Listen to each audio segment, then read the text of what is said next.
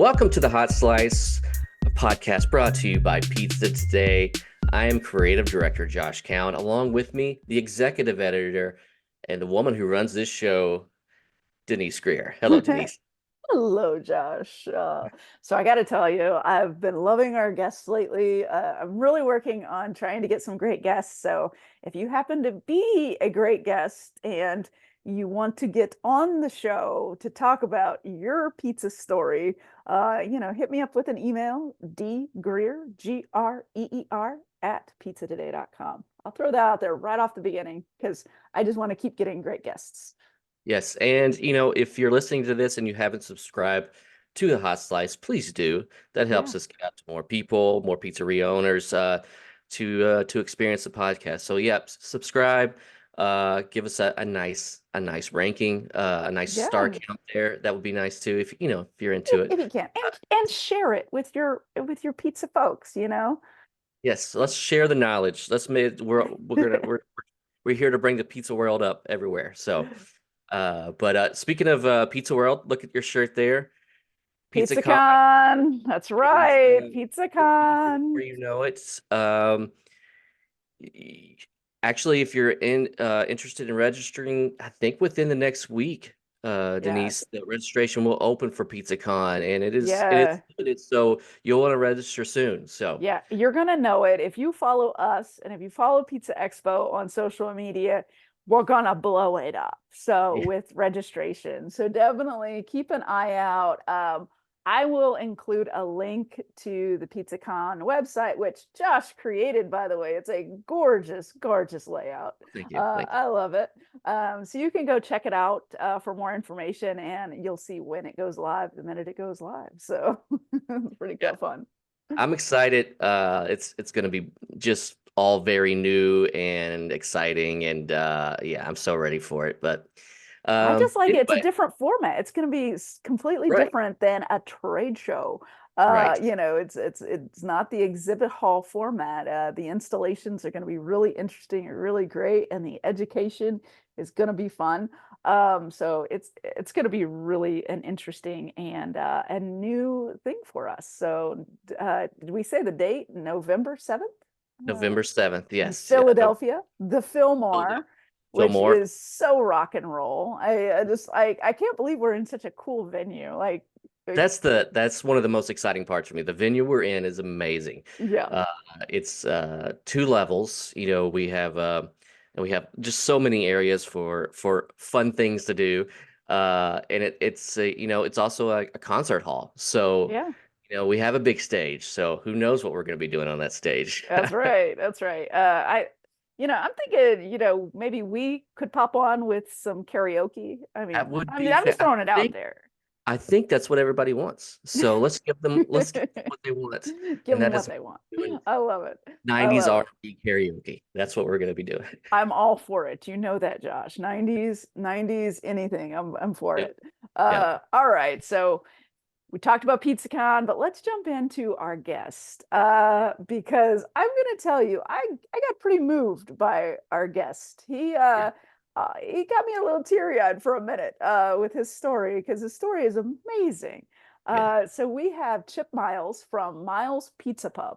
And so Myles Pizza Pub opened in 1978 in Bowling Green, Ohio. But that's not where it currently is.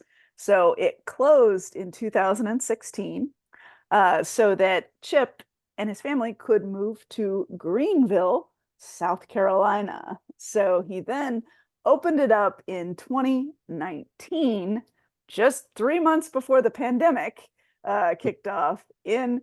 So he opened up in Greenville, which I think is just it's interesting. He spent his life in pizza. His family has always been in pizza, so he grew up in a pizzeria and learning how to use the business and grow. And he's such a great guy. The pizza business is definitely in Chip's blood. He still loves to get back there and make the pizzas. It's a fantastic story, and so anyway, we'll just let you hear from Chip himself. Hi, I'm Genevieve Ruby, a fifth-generation dairy farmer here in Humboldt County, California. Did you know that 99% of California's dairy farms are family-owned? And we're proud to sustainably produce the milk that goes into quality cheeses you use to create your delicious pizzas. Thanks for helping make California not only America's #1 dairy state, but the leading producer of mozzarella too. We hope you enjoy this podcast. Performance Food Service is proud to deliver high-quality products, innovative technology, and custom operational solutions to restaurants of all sizes across the country. The flagship division of Performance Food Group, with deep roots in the restaurant industry, Performance Food Service has been the exclusive distributor of the Roma family of brands for more than 65 years. This signature relationship has allowed Performance Food Service to become a leader in the pizza and Italian segment of food service nationwide. Okay, well, hey Chip, welcome to the show. Yeah, welcome, Chip. So I gotta know right off the bat. So you retired, but pizza just pulled you back in. What made you want to It's for come life. back out of retirement to get back in the pizza game? Well, I have to be a little honest with you. Everybody else started the rumor that I was retiring. We had started talking about moving Myles back in 2014. Okay. And it was a matter of finding a location and can we do this? Uh-huh. And so Meredith and her daughter were traveling around the country looking for a spot for us to go to, because I always felt that because of BGSU, Myles Pizza could locate. I'm not saying everywhere, but a lot of places, because we had a lot of connection with 40 years of BGS students, their parents, grandparents, friends, everybody, and we were quite well known there at BG in that northern west area. Yeah. So I told her I would go anywhere where there wasn't more snow. I said, I'm not going back to snow. And, I didn't want to go too far west. I just kind of like we could find a mutual climate. And I think Greenville is that answer. Yeah. It worked out great. And for everybody home, I think it's about 2 hours south of where your original location was. Is that? Well, no, it's almost 8. No, I'm sorry, not 8, 9. It's 9 hours. Oh, So okay. I was Bowling thinking Green, Ohio. Ohio. Yeah. And then Northwest corner. Greenville, South Carolina. Okay. So yes, you went to a much You warmer did go climate. somewhere warmer. Thank you. That's awesome. I love Green. Okay, so how different was it to set up in Greenville, South Carolina versus Bowling Green, Ohio?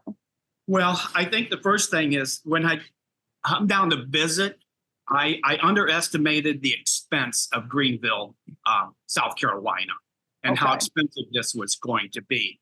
And so that gave us a little more of a problem than I anticipated with our finances and things like that. And so I think that's why it took us a little longer, because we started looking around and buildings were, $1.5, $2 million, and you had to renovate them yet.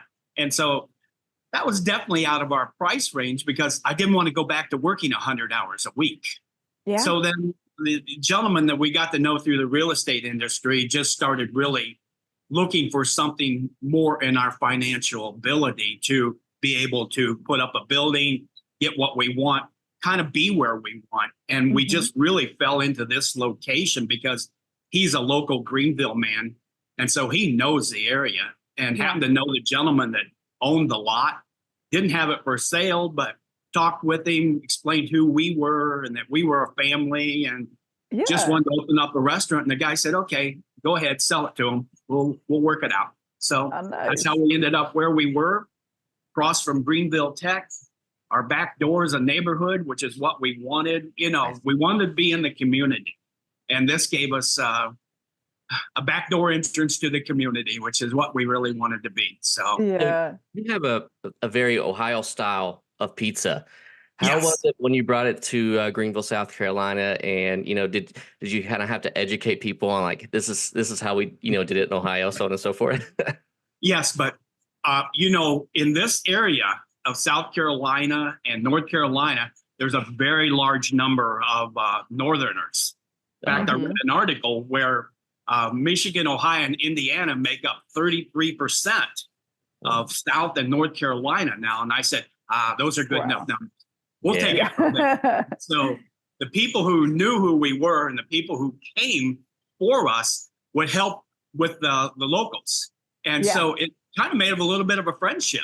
You know, they started talking with each other and, you know, and explaining, they started talking for us, which was really quite interesting when you're standing back there in the kitchen and watching the people from the north, you know, that we knew were friends were, you know, we're just kind of going table to table even. I mean, they're your ambassadors, right? Yeah, they were. And they were fantastic for us. It just helped us extremely fit into this area. And plus the people, you know, that were already used to Midwestern pizza. And from there on, we just took off. So. You know, you had kind of alluded to this a second ago where you were talking about the not wanting to do the 100 hours a week. How did you really change your approach to the business from, you know, what was the environment like that you had created there in Bowling Green versus what you wanted to make a reality now that you were in South Carolina, kind of, you know, easing into a more relaxed environment, maybe? I guess after all those years, because we had multiple businesses up north. And for me, I did nothing but run. To the point where there were times, and I don't really tell, we would be so busy that I would go home at 5, 6 o'clock in the morning. I'd take a shower, change clothes, and I'd go back to work. I sometimes wouldn't sleep, you know, for a day plus, you know. And you were a late night spot in Bowling Green, correct? Oh, yes. We were one of the latest at the beginning until more corporate came to town. But we were kind of it. And it wasn't anything unusual for my drivers to be out delivering at 4 o'clock in the morning. Wow. We had 6, 7 drivers running at night. I mean, just unbelievable sometimes, where to the point where I had a crew of 45 people. You know, I had a warehouse that was bigger than the restaurant. You know, it was 3 stories, and I would buy stuff by the semi load. I bought my boxes directly from the company. They'd send in 3 semi loads of 80, 90,000 boxes at a time that we'd unload and put in our warehouse. And, you know, and just that's how I operated. I just, you know, on a scale that I could just buy a semi load of food, you know, and it really helped with prices and being able to, you know, pass that on. And I did. And I just kept us running, you know, maybe more so. But when I was into it and I was younger, I didn't think anything of it. I was just able to do it. And I can't explain that. I just kept running, you know, and just thought it was normal. It's a passion, you know, when it's a passion like that, you know, it's almost not work, you know, it's just, you know, it's what you love. So, and I do, I love this to the extent today. And as I said, I would do it all over in a heartbeat because it was so much fun. It was so exciting. And I got to know so many people. And now the difference is that when those folks come and visit me, I'm able to sit down and talk with them.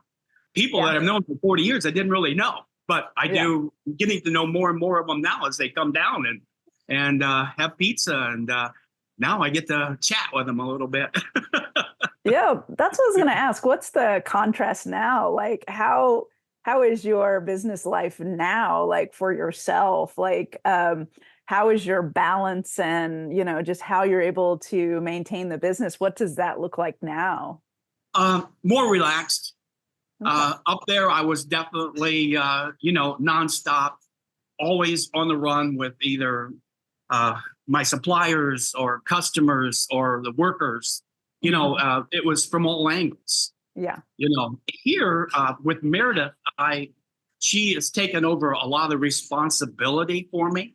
And so now I have just being able to do the ordering, and I get to mosey out in the dining room and, you know, and just, I don't know how to say it. I just get to make pizzas, which is what I love to do. Yeah. You know, And just enjoy it.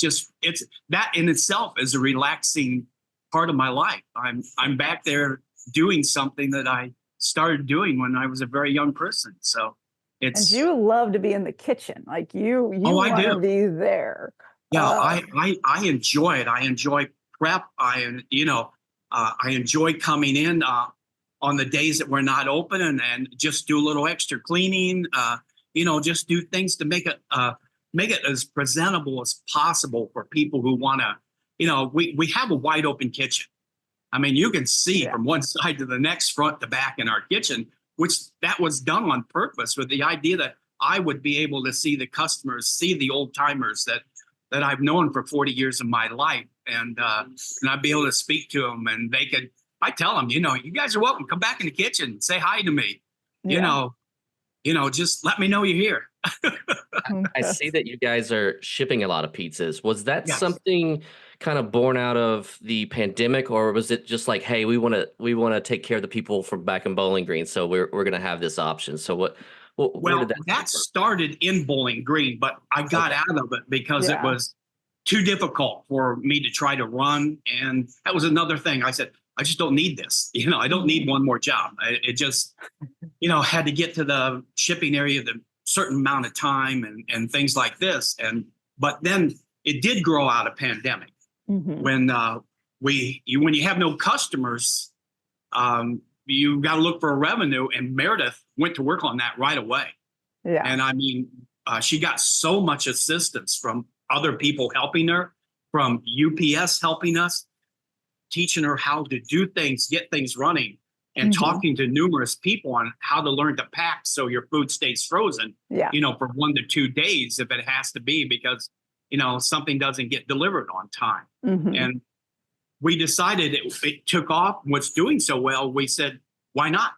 Why Yeah. not just incorporate it into the business? And that means coming in a couple hours earlier to process those pizzas, get them in the Yeah. freezer. It's not that big a deal. And it keeps us in contact with our old customers too. Yeah. A lot of them will, place orders, make Mhm. comments, and it just makes you feel good. They're like, wow, thank you. No, thank you. And you're doing it all in-house. Like you're not Yes. using a third party. Like a No. lot of we see a lot of people using the third party. I mean, we can mention the No. company, but but we do see a lot of people using third party.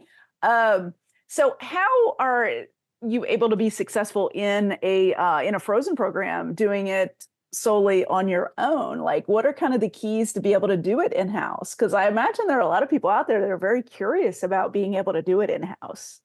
Well, it meant buying another freezer. Mhm. But Meredith just gets things organized through Facebook and when they place their order.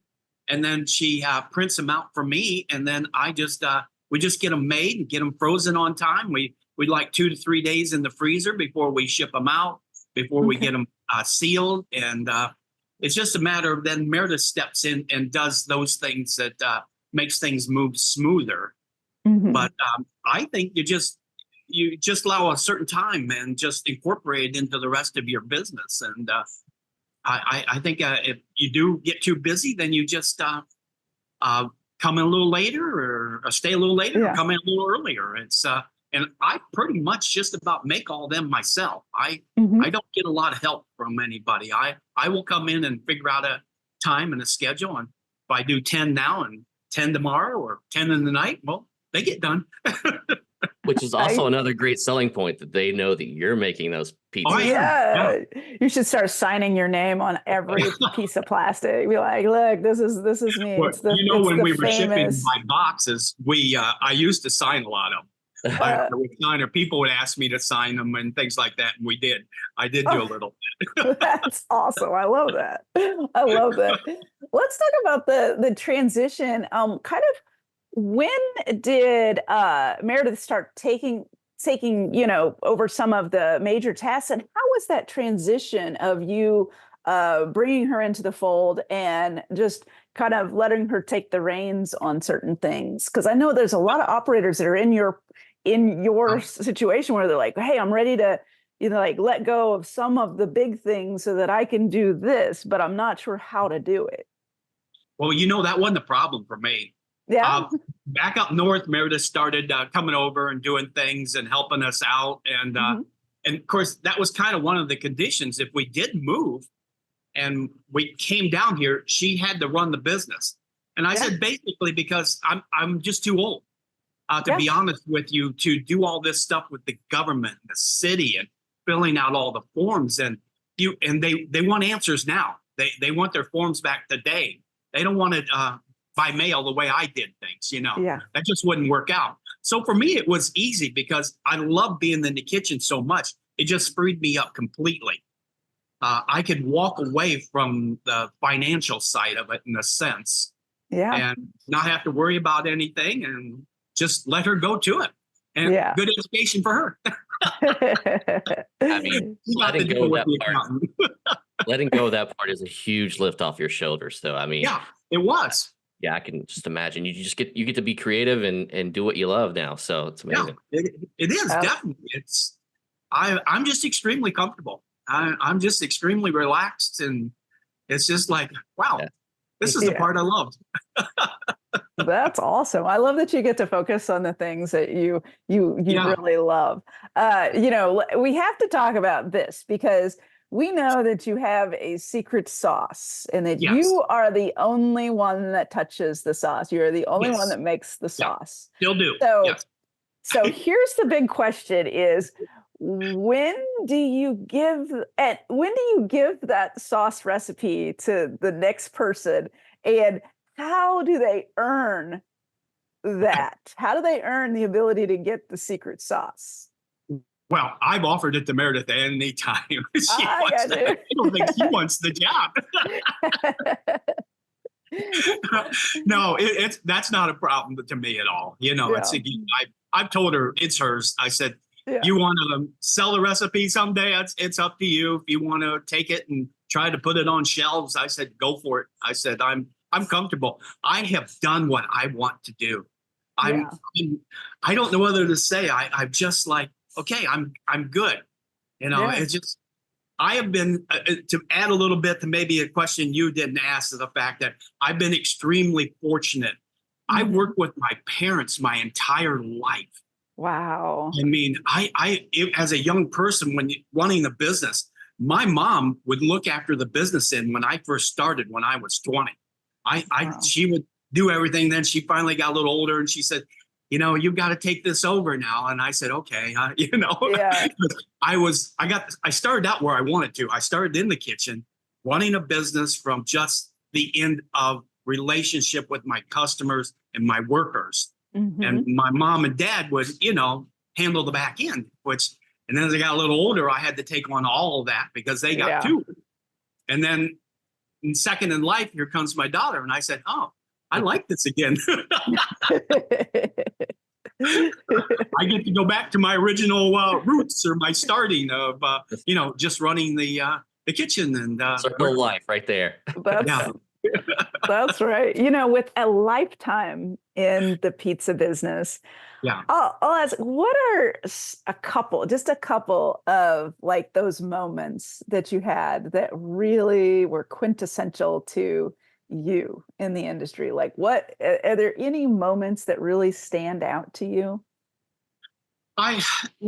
When we left up there was a lot harder than I never thought that people really appreciate. I thought people were being nice to me over the years. They'd always say this was great and we love this, and they bring in friends, but I didn't realize it got so emotional for me. I went one day when word got out, and I called Meredith that day and I said, you have to come home. I said, I can't do this. Yeah. I said, can't. It was so hard with the customers, more so than I ever thought, because I didn't know they were really that grateful and really thanked me so much. And I just thought, wow, they're thanking me. I've had 40 years of just loving this. And now I just was overwhelmed. And so she came home and she grabbed her daughter out of school and flew down. They were there the next morning. And and then she started running that in, dealing with everybody that was showing up. And the people we couldn't even take care of or get them pizzas. I mean, it was just rough. I mean, As far as I just enjoyed the business through the years and people saying thank you, getting involved in the community, I think was something that I was very strong about, because that's the way I was brought up by my dad and mom, in the sense that they always said, a community is only as good as the people who live in it. Absolutely. And so they always told me that. And so I always thought it was part of my responsibility, and part of what I love to do was help as many organizations as I can. And so that's what my goal was to go out and see how many organizations I can help either raise money or bring miles or whatever to the plate for them to get funds, bring people to their organization. And so that's what I did. I spent 40 years of just trying to be part of BG. So yeah. And how has that translated? Sorry, Josh. How's that translated here to Greenville? With kind of ingraining yourself in the community. Yeah. The fact that people are driving 800 miles to have a pizza, I guess, is part of multiple generations that I went through up there to see, from grandma and grandpa to mom and dad to the kids now, who have taken in Myles Pizza, and who are maybe moved south and come here and say, yeah, my mom and dad just loved you, and and things like this, and they feel part of it, connected to their parents. As far as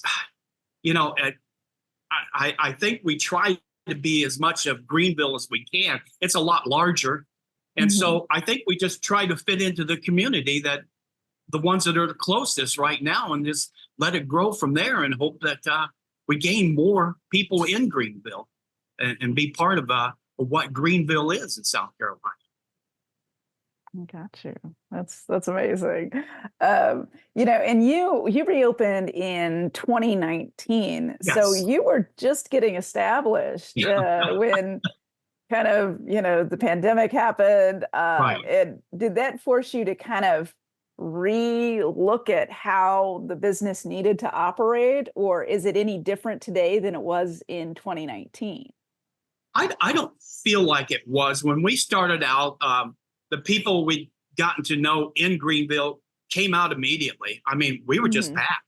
And then the people from up north, once they found out we were open, I mean, we ran every day we were open, and we were open a little bit more. And then I said, and then people were sitting at the bar, and I started chatting with them, and, just having a good time. And then when that hit, it was like, oh my gosh, nobody can come in. And I said, now I've got to do this all over again. I've got to kind of like reintroduce and get to know people again. We only had 3 months, almost to the day. We opened on the 19th of December, the 19th of March, we were closed. That's rough. Yes. So, and that's when Meredith went after shipping. They said that we got to survive some way. So, and then people just came out. I mean, we were shipping by the hundreds every week. I mean, and that kept us alive. That was extremely important. I've said it numerous times that those people that came out and kept buying pizzas every week for us to ship, and told their friends, and were buying pizzas for their friends and shipping them to them. And, that was huge for us. Just huge. And you guys don't do delivery, like local delivery, right? So we use one of the delivery companies around here. Gotcha. Yes. I didn't want to get back into that. It's a lot more expensive now with insurance. Yeah. And so we just said, we're just going to try to go without it. And so far it's worked out. So. Yeah. And people are so accustomed to the delivery services these days that they're more apt to just go directly to a delivery service than even go to a location sometimes, I feel like. Your location back there, your spot's pretty big, like as far as dining, correct? Yeah, it is. We seat more people here than we did up north. We see about 130, 140 with our patio and everything. And it's spot. We can enclose the patio and pull down the shades and the thing to keep it nice out there. Unless it gets extremely cold, we have heaters we put out there when winter does come around here. So. And I know. Yeah, we caught you on a morning, so I know you're getting ready to open probably Yes. here in maybe Yeah. an hour, like a half hour. So we'll Yeah. let you go. I'm going to close out on this question. Okay. What are you looking forward to with the business here in this next little bit? Like what's next for Myles Pizza Pub? Well, I think the only thing I can think of is just kind of maintain what we have. Hope it grows a little bit more. Other than that, I'm quite happy with the way Myles is going. Yeah. I'm very pleased that we are gathering more locals. I think our pizza people talking about us and trying it out. I'm not saying everybody comes in is saying, yeah, I can't wait to come back, but we do hear more positive than. And a lot of people don't say, yeah, we enjoyed it, but they're not rude or anything about it, And we get a lot of cute comments from people and say, oh my gosh, we're not going anywhere else again now. You're our new pizza place. Well, That makes you feel good. well, that is awesome. Well, keep us posted. We love what you have going there in Greenville, and your story is amazing. Oh, thank you. And we can't wait to share it with our listeners because they're going to really enjoy it. Well, thank you very much, and thank you for having me on. I really appreciate this very much. So Right on. Well, we always appreciate all the little help or all the help we can get, So yeah. Well, have a good lunch service. we will. We hope so today. It's nice and sunny here. Yep. All right. Take care. Thank you. Bye-bye, guys. Bye-bye. Bye-bye.